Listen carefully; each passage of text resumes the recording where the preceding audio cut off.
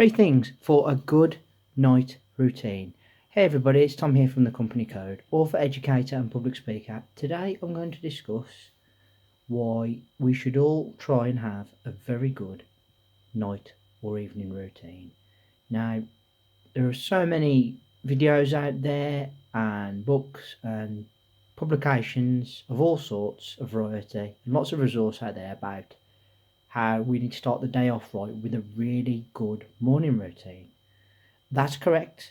I 100% concur and agree. However,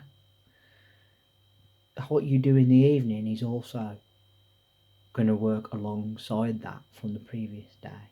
Okay, I will explain now those three things that I think helps create a better night routine. Well, first thing, quite simply, is when you're in wind down mode, which is what you should be when you're a couple of hours from going to bed. Last thing you want to be doing is consuming things that is just not good for you in terms of your mental well-being. And by that I mean television and the news. I said many months ago that since I've stopped watching the news, my mood has got so much better.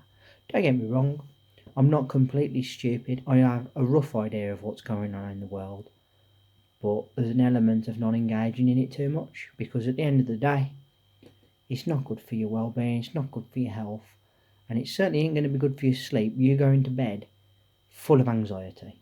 That is not going to make for a quality night's sleep, and that is certainly not going to keep you relaxed and allow you to ease out the day, really, is it? Let's be honest. So, I would avoid news and television.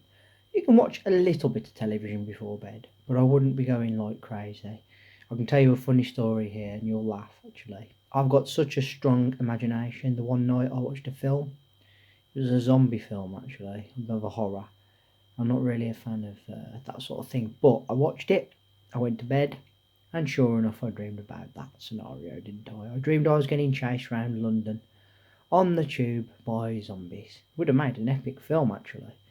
But what I'm getting at here is that anxiety, those thoughts, that imagination was ignited by what I watched the night before. I'm not saying that you're going to watch something that's going to end up being bad, not at all. What I am saying is be careful of the things you consume on television before you go to bed at night. Second thing, quite simply, social media.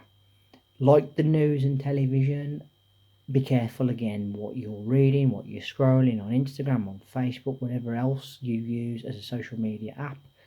Please consider what you're taking in.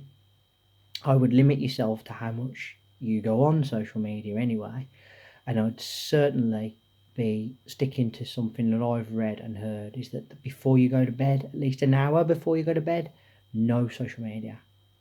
Because whether you like it or not, it's going in here, it's going in that subconscious of yours, and it's going to be playing in the background like computers can do. Sometimes have like programs running in the system in the background.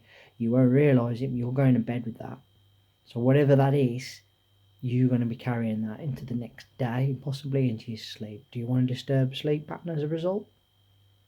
Do you want the anxiety or the stress of what you've seen on social media, the negativity that could consume you, that could make you stressed and finding that your sleep's like really struggling?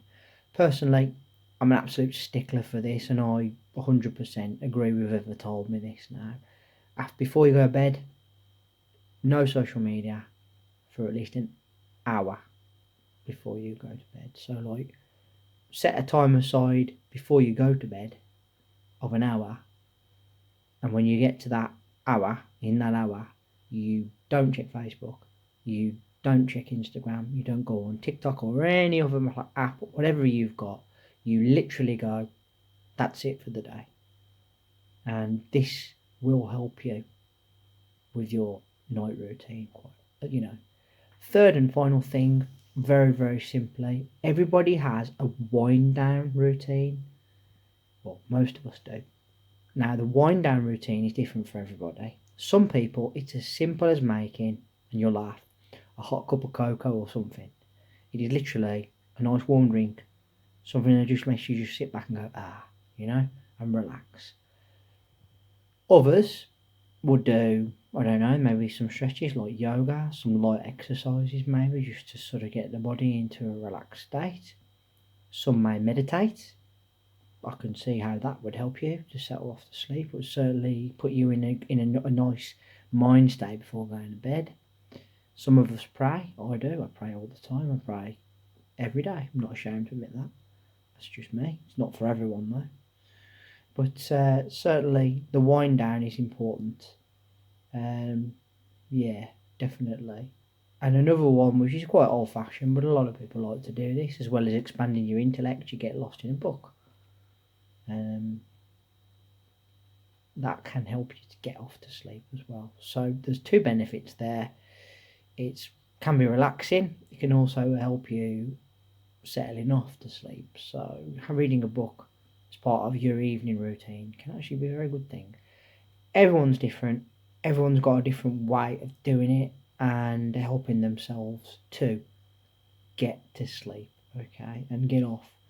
As I said, we place a lot of emphasis on the morning routine, but the evening one is equally as important. Remember, two are going to flow into each other, whether you like it or not. So, like, your bad night routine could also be followed by a bad morning.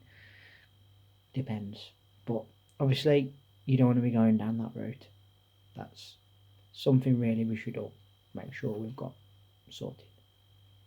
This is my first video of the week, and I want to say thank you all very, very much as always for listening. I really appreciate your time. This is first video of the week, as I've just said, one of 3. The second and third video will be out middle and end of the week this week.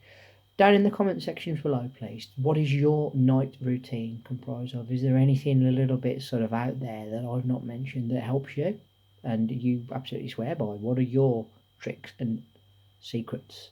Well, not your secrets, but you know, the things that you may want to share that may work for somebody else.